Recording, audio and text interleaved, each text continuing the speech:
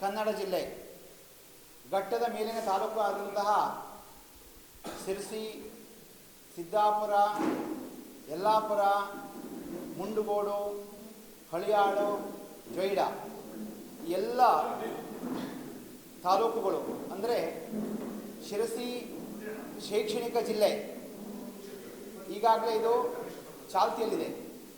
ಇದನ್ನು ಕಂದಾಯ ಜಿಲ್ಲೆಯಾಗಿ ಪರಿವರ್ತನೆ ಮಾಡಬೇಕು ಅನ್ನುವಂಥದ್ದು ನಮ್ಮ ಮುಖ್ಯವಾದಂಥ ಉದ್ದೇಶ.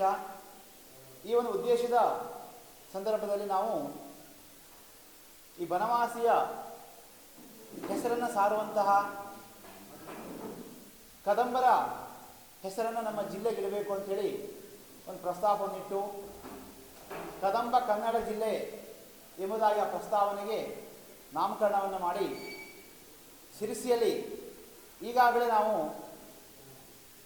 ಪೂರ್ವಭಾವಿ ಸಭೆ, ಪತ್ರಿಕಾಗೋಷ್ಠಿ, ಆ ನಂತರದಲ್ಲಿ ಮಾರಿಕಾಂಬಾ ದೇವಾಲಯದಲ್ಲಿ ಚಂಡಿಕಾ ಯಾಗದ ಮುಖಾಂತರವಾಗಿ ಮೆರವಣಿಗೆ ಮುಖಾಂತರವಾಗಿ ನಾವು ಹೋಗಿ AC ಅವರಿಗೆ ಮನವಿ ಕೊಡುವಂಥ ಕೆಲಸವನ್ನು ಮಾಡಿದ್ದೇವೆ.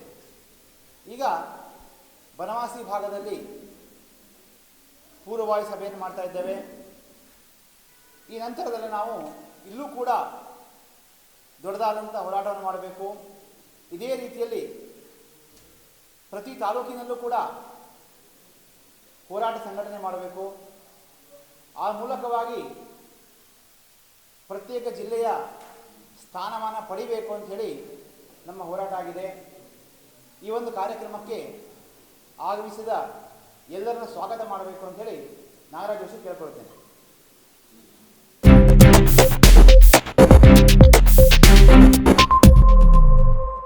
ವೀಕ್ಷಕ ಮಹಾಪ್ರಭುಗಳೇ, ನಮ್ಮ ಚಾನಲ್ ಅನ್ನು ಸಬ್ಸ್ಕ್ರೈಬ್ ಮಾಡಿ, ಶೇರ್ ಮಾಡಿ, ಪ್ರೋತ್ಸಾಹಿಸಿ.